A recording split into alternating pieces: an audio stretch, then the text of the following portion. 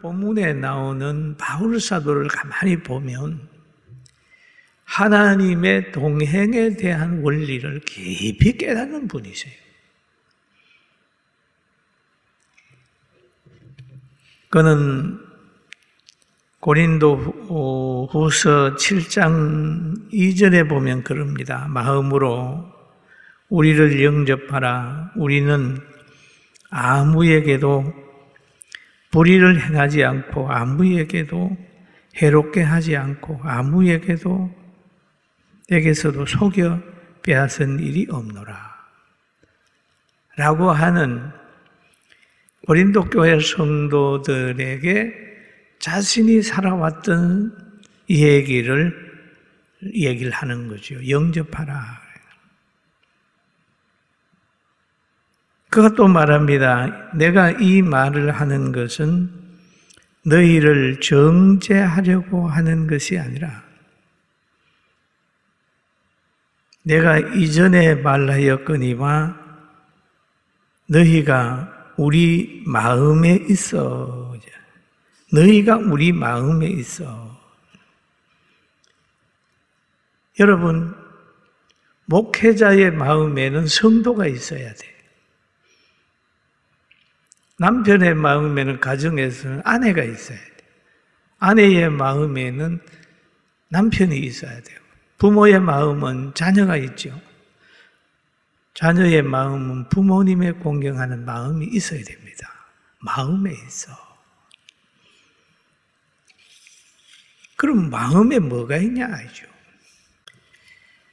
그래서 이 바울 사도가 이제 고린도 교회 성도들에게 그러죠. 우리를 영접하라라는 얘기를. 왜 그럴까요?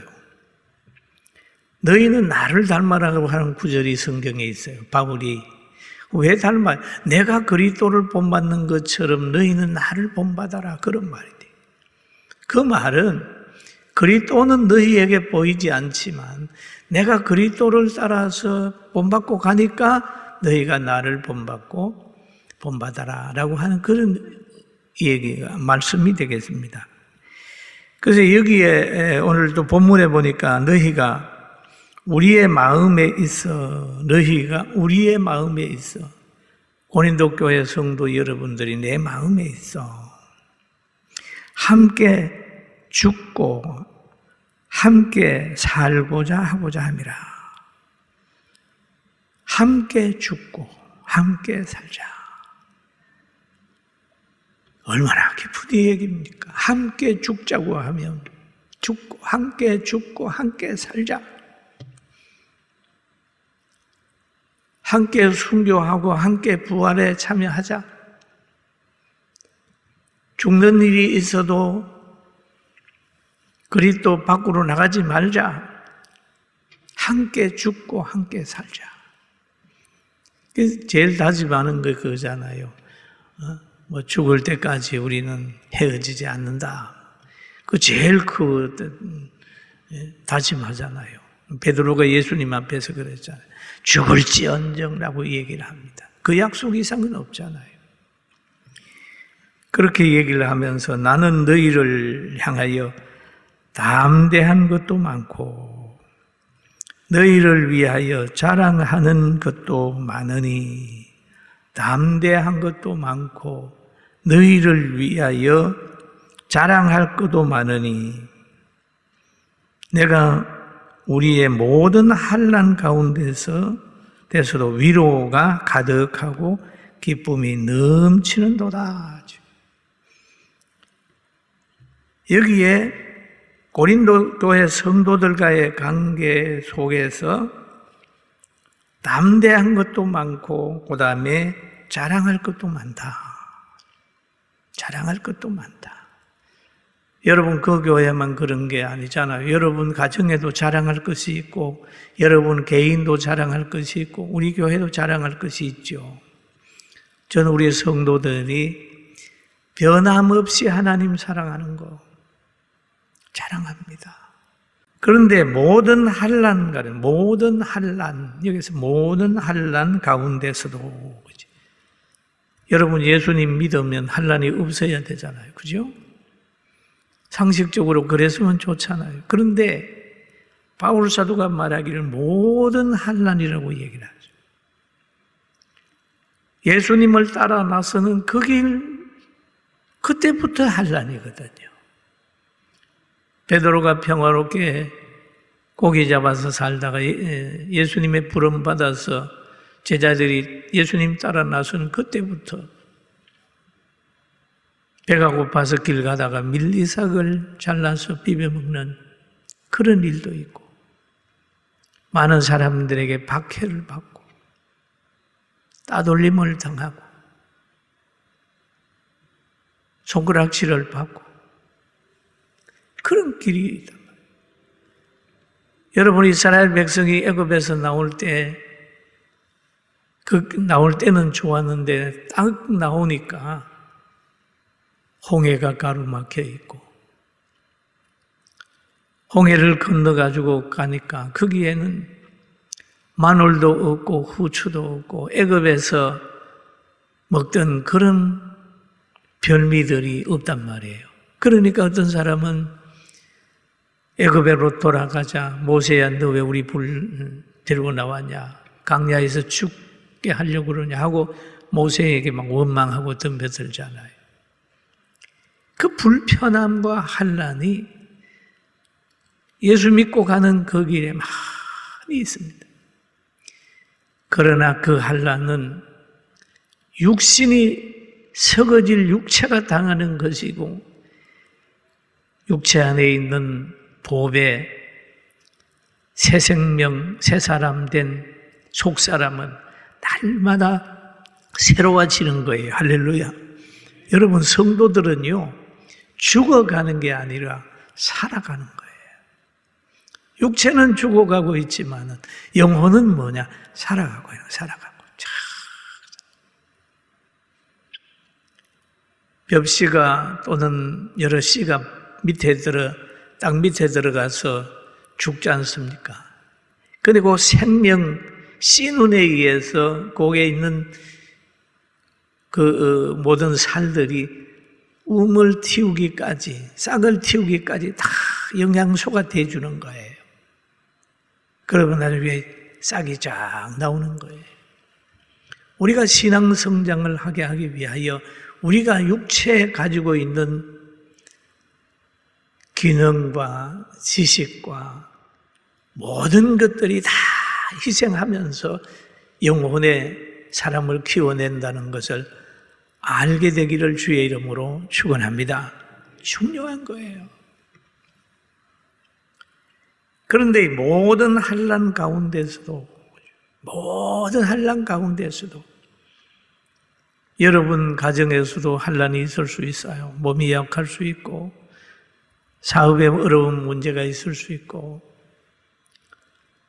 또 악한 사람 만나가지고 억울한 일 당할 수도 있어요. 모든 환난. 그래도 우리가 슬퍼하지 않고 기뻐하는 것은 하나님 알고 계시고, 하나님의 우리의 기도 들으시고 다시 한번 회복하는 기회를 준다는 걸 알기 때문에 소망 가운데 즐거워합니다. 할렐루야. 그래서 여기에 보니까 그러잖아요. 모든 환난 가운데 위로가 가득하고, 위로가 가득하고, 위로가 가득하고, 기쁨이 넘치는도다. 과거에 그런 일이 있었어요. 막 기도원이 한창 번성하게 될 때에 참고 불효 자식들이 있어요. 불효 자식들이 그냥 부모님을 갖다가 기도원에 맡기고 기도원에 갖다 버리는 거예요. 그럼 노인들이 갈 데가 없으면 기도원에서 밥 먹고 기도하고, 기도원에서 갈 데가 없다 그러니까 내보냅니까? 한창 기도원이 번성할 때는 대단했죠.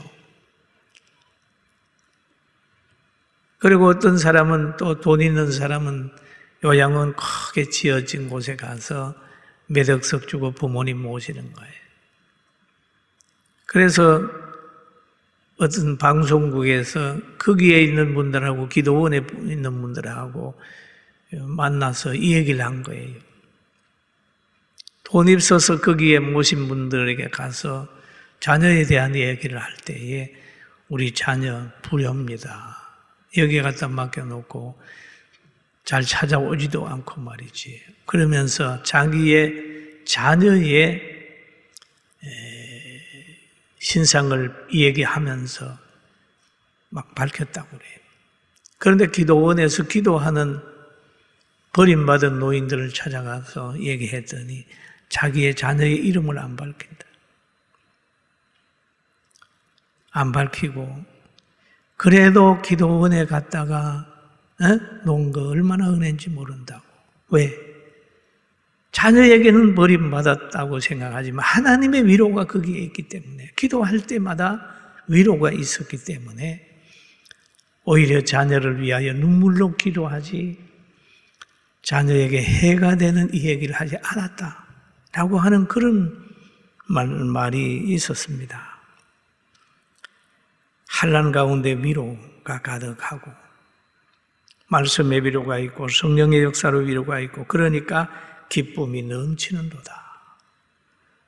여러분 한 해 환난이 온다 할지라도 기쁨이 넘치는 축복이 오늘 말씀을 듣는 사랑하는 여러분 모든 가정에 있기를 주의 이름으로 축원합니다.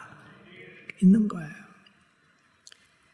그리고 또 보면은 우리가 마게도니아에 이르렀을 때에도 우리 육체가 편하지 못하였고 복음을 전하려고 마게도니아로 갔을 때에도 육체가 편하지 못하였다. 또 사방으로 환난을 당하여 밖으로는 다툼이요 안으로는 두려움이었노라. 사중고예요. 사중고. 육체가 편하지 못하고 사방으로 환난을 당하고 밖으로는 다툼이고 안으로는 두려움이다.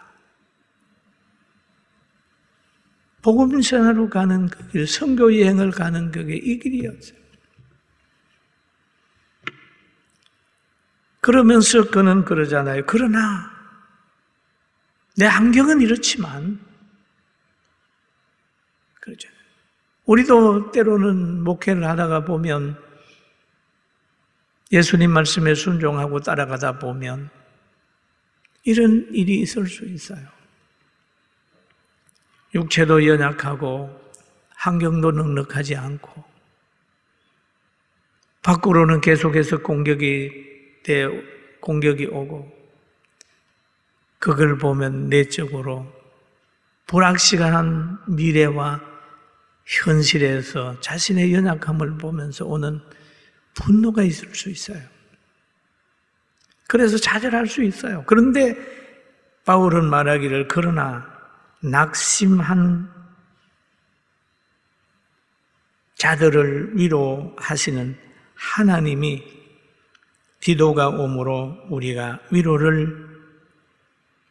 위로하셨으니 디도가 오므로 우리를 위로하였으니 흩어져 있는 함께 했던 자들이 와서 서로 위로를 받는 거예요.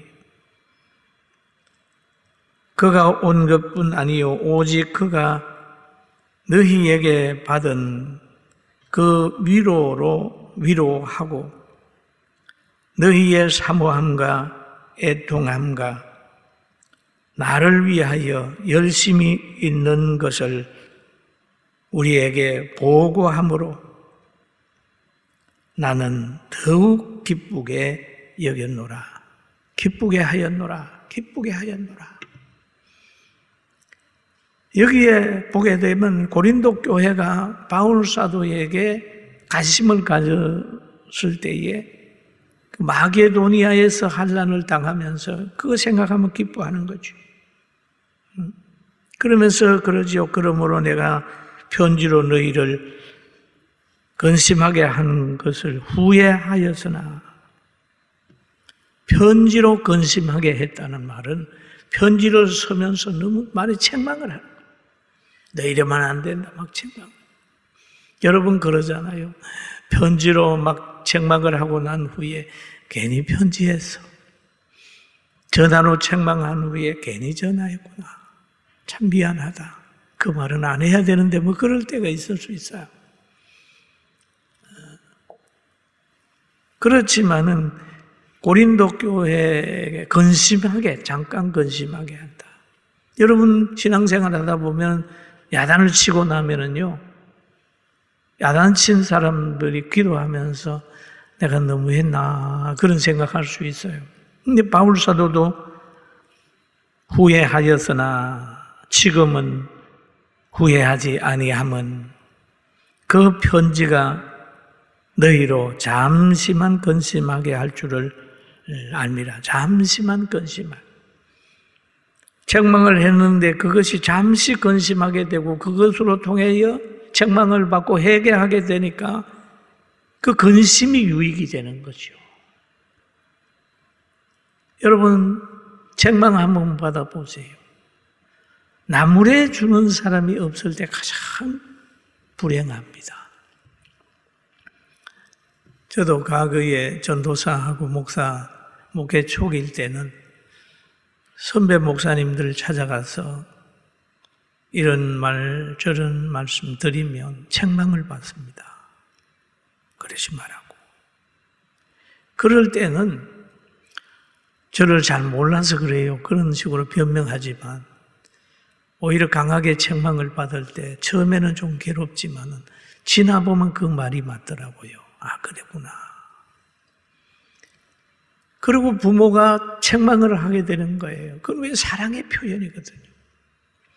그러나 사랑의 표현을 하고서도 윗사람은 괜히 했나? 너무 했나? 이런 생각을 하는 거죠. 그 얘기를 여기에서 하고 있어요. 그러면서 또 여기에 보니까 내가 지금 기뻐함은 너희로 근심하게 한 까닭이 아니요 도리어 너희가 근심함으로 회개함에 이룬 까닭이라. 근심에서 끝나는 게 아니고 회개했다. 그 근심이 회개로 연결이 되게 되니까 회개하면 얼마나 좋은데요. 사도행전에 보면 회개하면 성령 오지요. 성령이 임하게 되면 사랑이 임하게 되지요. 온유하게 되지요. 분별력이 있게 되지요. 화목을 취하게 되지요. 심령천국 이루게 되는 거예요. 그러니까 근심이 회개로 연결이 됐기 때문에 바울은 편지한 거에 대한 그런 거를 생각하면서 지금은 내가 후회하지 않는다. 그런 말을 하고 있습니다. 회개함에 이룬 까닭이라 너희가 하나님의 뜻대로 근심하게 된 것은 우리에게선 아무 해도 받지 않게 하려 함이라. 하나님의 뜻대로 하는 근심은 후회할 것이 없는 구원에 이루게 하는 회개를 이루는 것이요 세상 근심은 사망에 이루는 것이니라. 그래. 하나님의 뜻대로 하는 근심 있잖아요. 예배 드리려고 하는 근심, 전도하려고 하는 근심, 그리고 복지하려고 하는 근심, 남을 돕지 못해서 늘 마음이 아파하는 거, 이거 다 하나님의 말씀을 실천하기 위해서 하는 근심이잖아요. 저 같으면은 더 열심히 해야 되는데 육체가 안 따라주니까 또는 근심하고 그러잖아요. 그러나 이런 근심들은 다 구원에 이르게 하는 것이고 이런 근심을 많이 하는 사람은요 미래가 있어요. 미래가 있어요. 여러분 하나님 앞에 잘하려고 몸부림치는 사람들 보세요. 미래가 있습니다. 내가 처음에 그런 얘기를 했잖아요. 한 4, 50년 목회하고 은퇴한 어른들 하는 얘기. 다 필요 없다.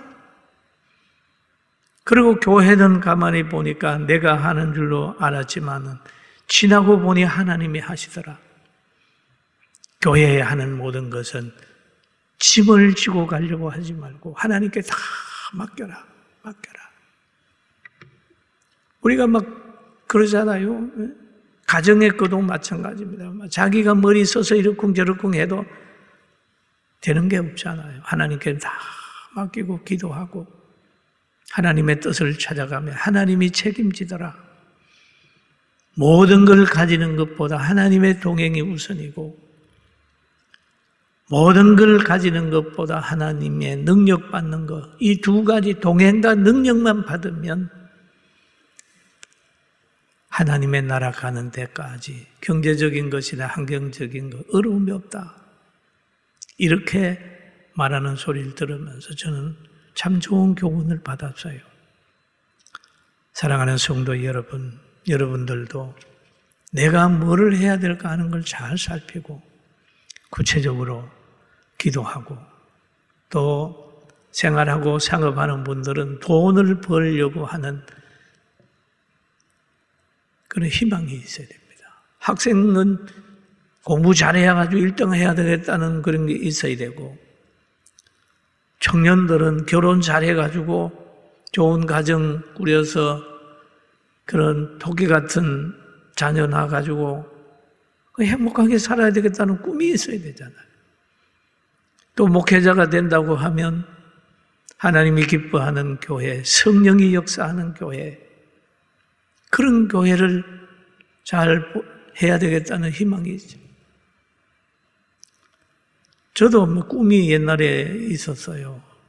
저는 예수 안 믿을 때 꿈은 뭡니까? 가난한 곳에 살면서 보면 나는 사장할 거야. 최고로 부자 될 거야. 꿈이 있었어요. 그리고 예수 믿고 나가지고는 목회하면서 나는 최고의 목사가 될 거야. 최고의 목사가 될 거야. 세계적인 목사가 될 거야. 그게 꿈입니다. 최고의 교회가 될 거야. 나를 만나는 모든 사람 나는 성공시킬 거야.